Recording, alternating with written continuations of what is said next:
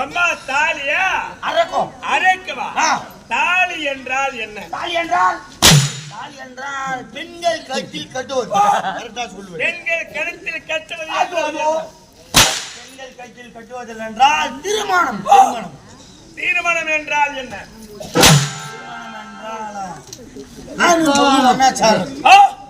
ஆணும் பெண்ணும் ஒன்று சேர்வது என்றால் என்ன? ஆணும் பொண்ணு ஒன்னா சேர்ந்தனா லோட் ஆக்குறது. லோட் ஆக்குவது என்றால் என்ன? லோடாக்கு என்று வெளிவது என்றால் என்ன?